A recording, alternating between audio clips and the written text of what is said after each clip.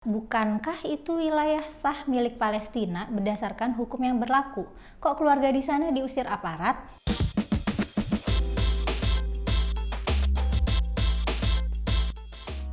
Hai, ketemu lagi sama aku Mela di rubrik Pro Kontra. Di rubrik ini aku akan membahas pro kontra yang lagi ramai di sosial media.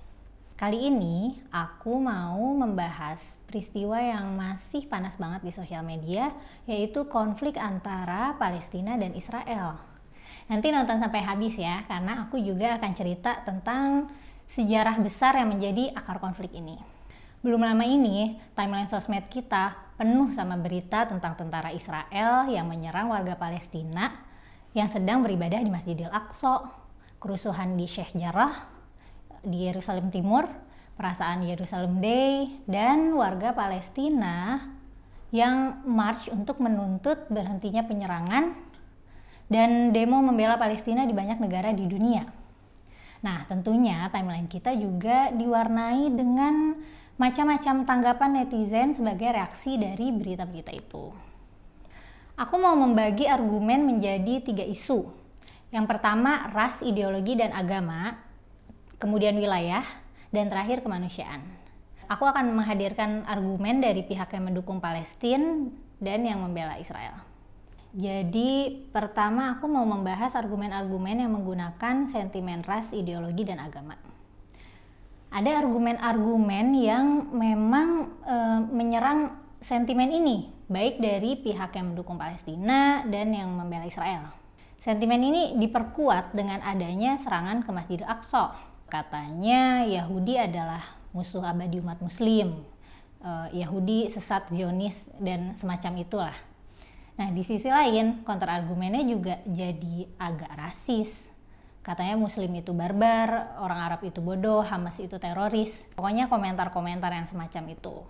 Nah, selanjutnya isu tentang wilayah. Kalau ngikutin berita waktu itu ada aksi protes di Sheikh Jarrah di Yerusalem Timur atas penolakan penggusuran yang akhirnya berlangsung ricuh antara warga dan polisi Israel. Yang mendukung Palestina berargumen bahwa bukankah itu wilayah sah milik Palestina berdasarkan hukum yang berlaku? Kok keluarga di sana diusir aparat? Sementara itu, pihak Israel merasa bahwa Sheikh Jarrah termasuk wilayah Israel karena pada tahun 67 pihak Yordania tidak menyerahkan wilayah itu ke Palestina dan warga Palestina yang di situ harusnya nyewa dan bayar. Nah, kemudian soal perihal kemanusiaan. Argumen dengan alasan kemanusiaan ini yang paling banyak dibahas, yang paling ramai dibahas di sosial media. Yang mendukung Palestina menganggap bahwa konflik ini jauh dari kata adil karena kedua belah pihak tidak memiliki power yang setara. Israel memiliki force militer yang termasuk terkuat di dunia, sementara Palestina kekurangan suplai senjata, belum lagi warga sipil yang menjadi korban, itu terlalu banyak dan termasuk juga anak-anak. Pihak yang mendukung Israel menjustifikasi penyerangannya dengan alasan self-defense alias membela diri. Karena katanya Hamas menyerang duluan pakai roket. Sebelum membahas pro kontra tadi, aku merasa perlu untuk bercerita tentang sejarah besar konflik ini, supaya kita berada di pemahaman yang sama. Barangkali teman-teman belum sepenuhnya tahu sebenarnya kenapa sih masalah ini tuh nggak selesai-selesai. Nah, aku akan berusaha menjelaskannya sesederhana, sesingkat, dan sejelas mungkin. Mungkin ada teman-teman yang mengira kalau konflik ini sudah berlangsung selama ribuan tahun dan berpusar di masalah teologi atau agama. Nah, ini mitos. Jadi, aku akan mulai dari penghujung abad ke-19. Jadi, saat itu di Eropa, di wilayah pemerintahan Austria-Hungaria, konsep tentang nasionalisme ini lagi hangat banget hingga menyebabkan wilayah terpecah menjadi banyak negara. Nasionalisme ini juga menginspirasi orang Yahudi yang saat itu banyak mengalami opresi dan diskriminasi. Mereka terinspirasi untuk meninggalkan Eropa dan mendirikan negara sendiri, negara untuk orang Yahudi. Semangat nasionalisme Yahudi ini yang dinamakan Zionisme. Nah, Zionis ini menariknya justru kebanyakan adalah Yahudi sekuler. Semangat awalnya adalah untuk membuat negara untuk orang yang memiliki ras Yahudi, bukan mendirikan negara dengan dasar ideologi agama Yahudi. Jadi orang Yahudi itu bisa berarti rasnya Yahudi atau agamanya Yahudi.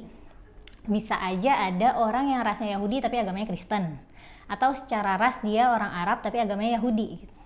Saat itu apa kabar dengan Palestina?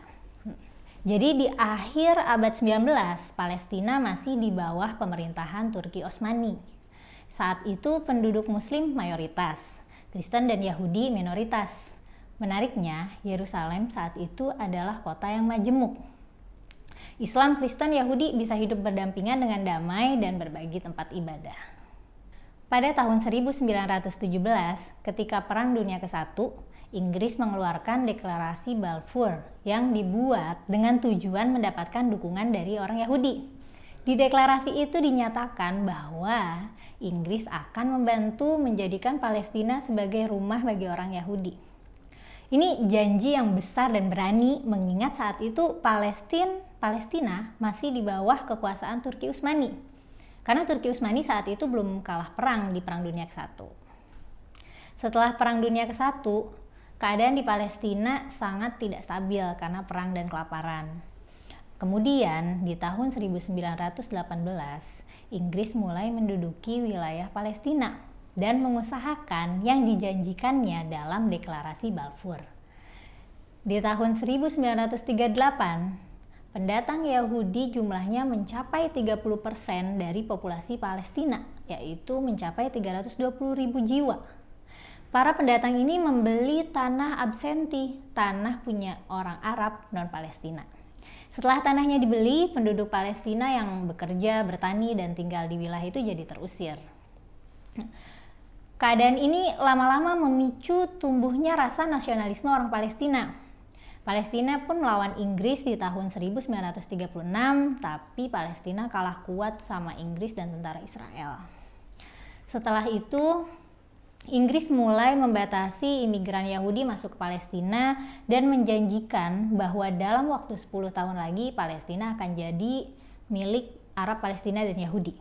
Nah, peraturan ini bikin yang Yahudi kesal, bikin Israel kesal karena mereka butuh untuk meninggalkan Eropa. Situasi di Eropa tidak aman buat mereka. Orang Palestina juga kesal karena harus nunggu ketidakjelasan selama 10 tahun. Lama-lama nih, Inggris ngerasa menduduki wilayah Palestina tuh lebih banyak ribetnya daripada untungnya. Ketika PBB baru terbentuk, Inggris menyerahkan wilayah Palestina ke PBB.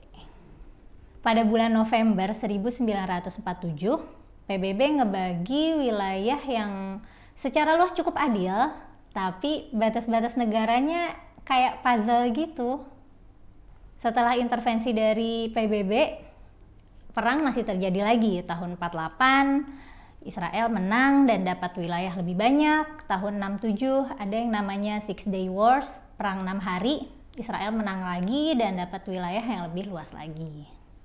PBB intervensi lagi. Katanya Israel harus menyerahkan kembali wilayah yang direbut saat perang. Tapi ya kayak gitu aja terus, konflik lagi, konflik terus, perang lagi, perang terus. Kemudian ada peristiwa Intifada yang pertama di tahun 1980. Intifada ini adalah gerakan protes ke Israel yang merupakan cikal bakal dari terbentuknya Hamas. Lama-lama memang perseteruan ini jadi berpusar antara Zionis dan Hamas sampai sekarang. Oke, jadi aku udahan ceritanya ya untuk cerita sejarahnya. Sekarang aku mau menanggapi argumen-argumennya. Pertama, aku mau menanggapi argumen seputar isu ras, ideologi, dan agama. Jadi dari awal memang sudah jelas bahwa bukan urusan agama atau teologi yang jadi pemicu permusuhan. Sentimen ras adalah konsekuensi dari konflik puluhan tahun yang akhirnya mewariskan kebencian. Secara ideologi, Hamas dan Zionis memiliki visi nasionalis yang kuat. Hamas ingin menjaga tanah Palestina dan Zionis ingin mendirikan negara Israel. Jadi, kalau kita merespon konflik ini dengan sentimen antisemitisme atau dengan sikap permusuhan ke Yahudi, itu respon yang nggak tepat karena ini bukan konflik Islam versus Yahudi atau Arab versus Yahudi. Sekarang aku mau menanggapi tentang isu wilayah. Sebenarnya emang isu wilayah ini yang jadi masalah sentral. Dan dampaknya dari masalah ini, peta Israel dan Palestina jadi berubah-ubah. Makanya yang sekarang jadi panas banget ini karena konflik di Syekh Jarrah itu. Kemudian soal isu kemanusiaan. Aku pribadi sedih banget sih. Aku setuju banget kalau kekuatan Israel dan Palestina itu nggak setara. Israel militernya sudah advance, Palestina harus melibatkan sipil yang tidak bersenjata. Makanya awalnya kan demo aja gitu, protes, tapi dibubarin polisi. Ya aku sih pengennya konflik-konflik di sana bisa selesai tanpa kekerasan ya. Terus gimana caranya biar cepat kelar masalah di sana? Aku sih nggak tahu. Menurut teman-teman gimana ya? Terima kasih udah nonton. Share ya kalau kamu rasa bermanfaat. Dan jangan lupa like dan subscribe supaya nggak ketinggalan konten Geolife selanjutnya. Dadah!